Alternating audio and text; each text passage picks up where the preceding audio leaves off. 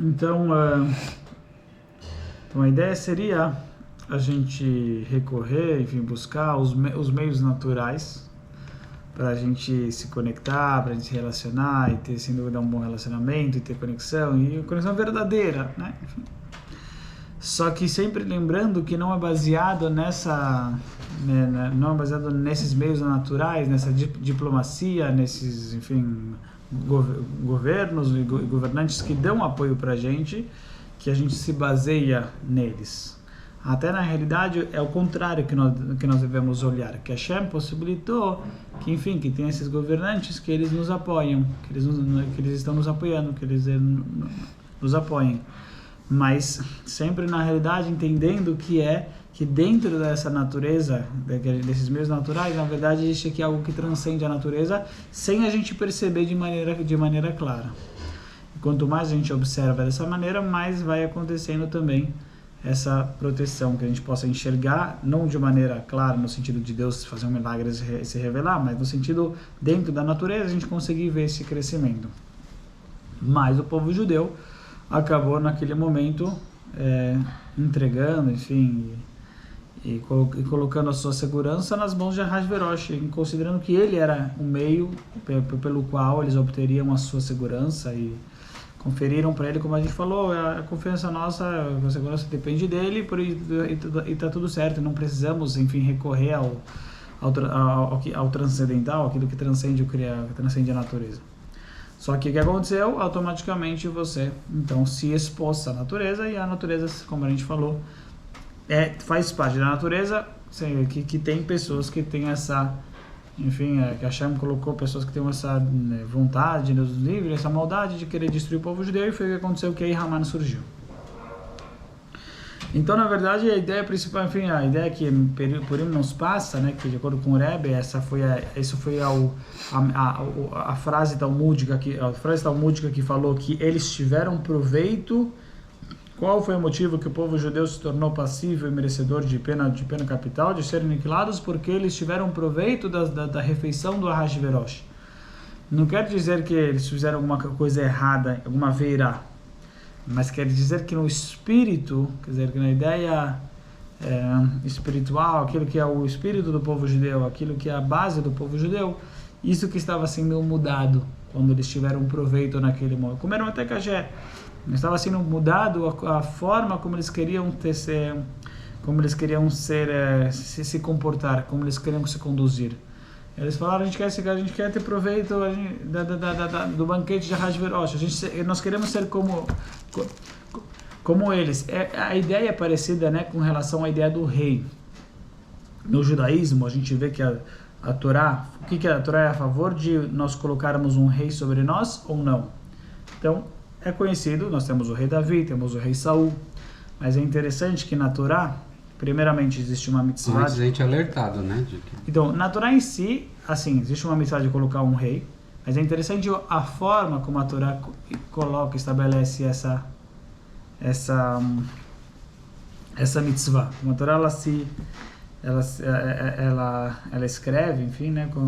Por quê? Porque a Torá fala, quando você chegar, enfim, na Terra Santa e você dizer, eu quero colocar um rei sobre mim, assim como todos os povos que estão ao meu redor.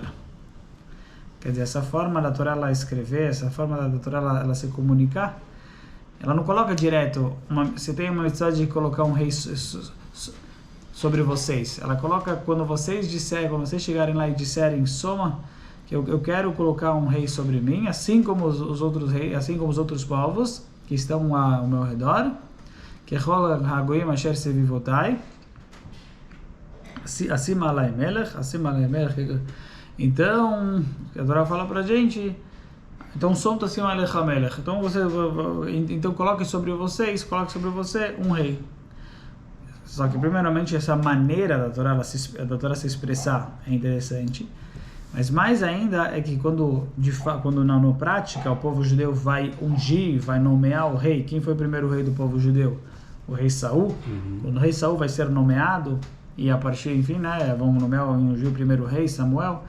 Naquela história, o povo judeu pede, ele pede por um rei, E Samuel fala, não, vocês estão pedindo de maneira errada, vocês não estão pedindo de maneira errada, vocês estão renegando a Deus como rei, né? Que Deus é o rei de vocês estão renegando, que não estão querendo que Deus seja rei sobre vocês querem ter um rei que seja que nem os outros povos. Então ele critica, ele adverte, enfim, ele repreende o povo judeu por querer perguntar por um rei. E qual é essa ideia? O rei é algo positivo ou algo negativo? Que a gente está vendo aqui, tanto da Torá, por mais que a Torá fala que é uma mitzvah, mas a maneira como ela se expressa, a gente deduz que... Porque a Torá falou, quando você pedir, quer dizer, não é que eu estou te falando para você colocar um rei. Você pedir, coloca um rei, Deus está falando, você pode colocar um rei sobre você, mas quando você pedir, não que Deus está falando diretamente essa mitzvah. Assim, e mais ainda, no profeta Samuel, é claro que ele é contra essa ideia do rei. Até um pouco, vamos falar assim, talvez o profeta Samuel, de uma certa maneira, contradiz um pouquinho a Torá, quer dizer, a Torá falou que é mitzvah, o profeta Samuel aqui está falando contra, mas a ideia, sem dúvida, depende como você encara um rei. Então, eles querem, porque a Torá, a gente vê nessa própria frase da Torá que nós mencionamos, mas que eles falam, eu quero ter um rei assim como todos os povos que estão ao meu redor. Isso é problemático. Por quê? Eu quero ter um rei assim como todos os povos que estão ao meu redor. Eu quero ter uma cultura como uma cultura natural. Uma cultura que vem ali, seu rei, que tem, enfim, que o seu poder, que tem a sua força, e depende de um ser humano, depende de um rei forte.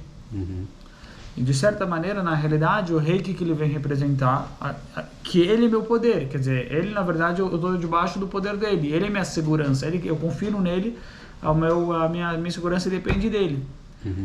Então isso, obviamente, de uma certa maneira, é o contrário do que de você, é justo o oposto de você conferir, de você colocar a segurança nas mãos de Deus. Você vai estar colocando a sua segurança nas mãos de um homem, na mão do rei. Então, nesse sentido, é muito negativo. É você fazer as coisas de maneira natural. Estou conferindo a natureza, a minha segurança na mão de um rei, da forma natural que todos os povos fazem. A cultura comum de todos os povos. Isso é negativo, porque o povo judeu tem conexão com o Criador. Mas então, por que a Torá ela permite o reinado? Então, a Torá falou, Deus então podia falar que não pode ter rei no povo judeu, simplesmente, porque eu sou o rei de vocês. Mas Hashem permite o reinado, né? Hashem permite o rei, mas se a gente for olhar a ideia do rei justamente no judaísmo, é bem interessante, quer dizer, por um lado o rei sem dúvida, ele tem toda essa ideia de respeito, de honra, que a gente deve temê-lo, enfim, nós devemos reverenciá-lo. A Torá fala, enfim, que o rei tem que se apresentar todo dia muito bem, tem que sempre se apresentar bem, com roupas bonitas, cortar cabelo todos os dias, sempre estar bem apresentado. O versículo fala, o rei com a sua beleza, você irão ver seus olhos.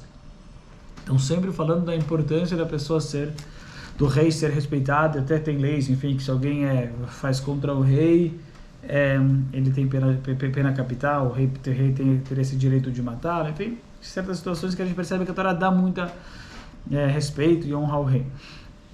Mas ao mesmo tempo, a gente vê que a ideia do rei, na verdade, ele com Deus, é a anulação total de uma pessoa perante o Criador. A ideia do rei é o nível máximo de bitula, o nível máximo de anulação perante Hashem. E por assim dizer, talvez ainda mais do que outros, do que talvez, enfim, profeta, Kohen Gadol, no nível de anulação, que quem tem o máximo de anulação seria o rei. O rei ele tem leis específicas, né, que ele não pode ter muito dinheiro, não pode ter muitas esposas, somente até 18 esposas, certo? E não pode ter muitos cavalos, somente aquilo que ele precisa para o seu exército, não pode ter muito dinheiro, somente aquilo que o seu tesouro necessita, certo? E ele Justo. E ele tem que andar, certo? Assim, Ele tem que andar. E ele tem que andar ele tinha que andar com 2 Sefer Torah, tinha que ter 2 Sefer Torah. Um judeu tem que ter em geral 1 Sefer Torah. O rei tinha que ter 2. Para o quê? Levilti rum levavo mecha, para que o seu coração não fique acima dos seus irmãos. Levilti rum levavo mecha, para que o seu coração não fique acima dos seus irmãos. Ele entenda 100% que o Criador é que está no comando, que a Hashem é que está. Mas essa anulação do rei perante o Criador, a tal ponto, na verdade o que representa o rei na ideia judaica. Estou pensando nas esposas. Pera, se o rei não podia ter mais do que 18 esposas, e o resto do povo? Naquela época. Não tem quantidade. Não tinha? Se ele tem dinheiro e tem carinho. E consegue? Consegue manter todas, dando carinho e também dando dinheiro suficiente para mantê-las, não tem uma quantidade específica. Entendi. Mas o rei só 18. O rei só 18. O rei Salomão errou, ele teve 1000, né? Enfim, conhecido que o rei Salomão teve 1700. É mesmo. Agora que eu lembrei. Mas o rei comum, ele só é certo. O rei, mas ele fez errado, que esse acabou que aí tem toda a história com Deus, tudo mais. Deus, ele reprova ele, né? Reprova, fala que não pode. Mas voltando para a nossa situação, enfim, que o judeu comum poderia, enfim, a princípio, tem que ter só basicamente esses dois, ter o dinheiro para manter e também carinho para dar, cada uma tem um apartamento, quer dizer, tem todas as leis de tzniut, não é que vão morar na mesma casa, tem que ter carinho para tudo, enfim, tem que conseguir fazer isso. Uhum. Agora, mas o rei, na verdade, a Malchut, né, que é chamado, a Sefirah de Malchut, que é chamado, enfim, na Kabbalah, é justamente alguém que ele representa que ele não tem nada de si e tudo é o Criador. Uhum. Só que é muito interessante essa ideia. Por quê? Porque justamente por ele... Então, ele é uma pessoa que, por um lado, é a mais elevada, é a mais que, no sentido que o quê?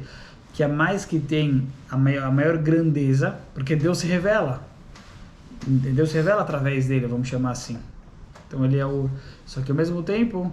Ele é o que tem mais anulação, justo por ele ter mais anulação, por isso ele é maior, por isso ele é o que eu falo assim, o mais grandioso, o mais honrado, mais que tem um nível espiritual, não só espiritual, mas enfim, que tem um nível muito grande. Isso porque, então quer dizer, a ideia do rei é a gente, ou seja, a gente acaba conferindo para o rei acaba tendo esse poder que ele, como a gente falou, ele tem esses direitos, esses poderes que a Torá ela dá para ele. Que a Torá ela atribui, ela dá para o rei, e o rei ele vai para a guerra, ele comanda, ele... Só que justo porque ele pode ter todo esse crescimento, porque ele pode ter todo esse poder, e porque esse poder não seria considerado contrário ao Criador, eu estou confiando no rei, não estou confiando no Criador. Mas ele seria uma ideia profunda, na realidade, que na verdade não, ele é anulado 100%. E por isso Deus se manifesta de uma maneira mais revelada através dele. E por isso, então, a gente pode conferir nele essa confiança. Não estamos conferindo nele essa confiança no sentido dele, o rei no judaísmo é justo o contrário através do rei comum. O rei comum, ele é baseado na sua capacidade, do seu ego, da sua capacidade profissional. É muito na ideia, a pessoa tem um grande rei, ele tem o seu ego, e esse ego ele conseguiu... Dentro do ego ele conseguiu crescer, é um cara que sabe... Sua superioridade, né? Ele tem sua superioridade, mas ele cresceu, fez tudo isso de maneira natural, vamos chamar assim. Uhum. Enfim, ele é bom de guerra, ele é bom de falar, ele sabe, pode ser um excelente rei, não estamos falando aqui, mas é baseado sempre, na verdade, na capacidade no ego natural da pessoa, exatamente, na capacidade de que ela conseguiu desenvolver, no decorrer durante a sua vida. Enfim, é só pegar grandes líderes, grandes líderes e grandes reis, independente, enfim, tem bons, tem ruins, mas que desenvolveram uma capacidade muito grande de liderança. Então, então dentro do ego deles, eles têm essa capacidade. Não veio através da anulação, essa é a ideia. Não vem através da... eu tenho esse poder, eu consegui crescer isso. Então, dentro da natureza, eu consegui crescer tanto. É sempre baseado no ego da pessoa.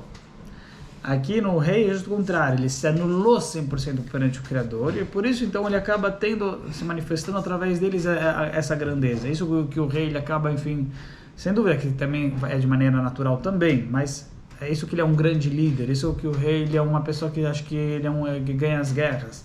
Isso que ele é uma pessoa, é tudo baseado na anulação que ele tem perante o Criador. Tem muita anulação e por isso então o Hashem concede para ele, tanto pela natureza, tanto de forma sobrenatural, que ele consiga ser um grande rei, que ele consiga liderar bem, que ele consiga vencer guerras, enfim, que ele tenha sucesso no seu reinado, que ele tenha sucesso no seu empreendimento. Isso é através da anulação dele. Muito bom. Então, E aí, então, quer dizer, na verdade, então, um reinado, na verdade, do povo judeu, justamente é você,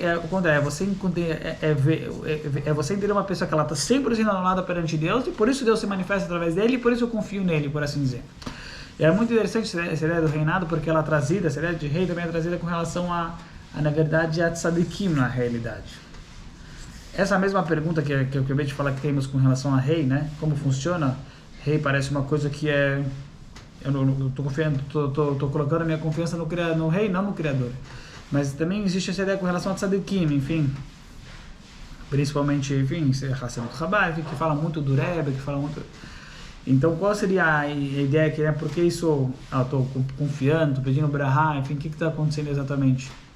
Mas a ideia seria que é uma pessoa que ela está 100% anulada pelo Criador. Ela está 100% anulada para o Criador. E por isso o Criador consegue se manifestar mais através dela. Uma vez que ela está 100% anulada, então que na verdade o Criador se manifesta. Ela tem uma junção com o Criador tão forte que através da sua anulação, que ela acaba, por assim dizer, acaba no sentido que a Hashem se manifesta, a Hashem dá esse poder para ela, a Hashem se manifesta também através dela. Então ela tem toda essa elevação, mas justo por causa da sua anulação total perante o Criador. Ela é como se fosse, é que é difícil falar isso aqui, são palavras que elas podem ser delicadas, mas que eu falei, né, que o Criador se manifesta através dela. Ela está tão anulada que não tem mais ela, não tem mais tanto ela, e sim é só Hashem que se manifesta através dela. Ele flui através dela. Exatamente, flui através dela. Mas e como é que o povo judeu, sabendo disso, não tinha ninguém que soubesse que a Hashverosh não era isso? Não, mas esse foi o trabalho de Mordecai, na realidade. Esse foi o trabalho de Mordecai. Esse foi, na verdade, o trabalho de Mordecai. Trazer para o povo novamente, que esse é o trabalho de Megilat Esther, justamente esse trabalho de Megilat Esther. Esther e Mordecai fizeram esse trabalho de conseguir trazer a consciência para o povo que, na verdade, não é a Hashverosh que a nossa segurança vai depender dele. Não é, certo? Que sim em Hashem, que sim é no Criador. Que por isso acontece toda a história, né? Que a Esther, ela vai lá e casa, que não foi um milagre com aquela casou com a Hashverosh, não foi um milagre que aconteceu, mas foi uma questão que deu para perceber que a Hashem estava causando tudo isso, e tanto é que a Hashverosh fala para o Mordecai fala para a Esther não sabia muito o que fazer, o que eu faço, eu estou casada com a Hashverosh, o que eu faço? Aí ela, será que eu salvo o povo judeu ou não? E aí, quer dizer, porque ela não sabia, será que eu posso fazer algo? Ela estava, na verdade, casada com um não judeu, enfim, era uma coisa errada a princípio. Coisa errada.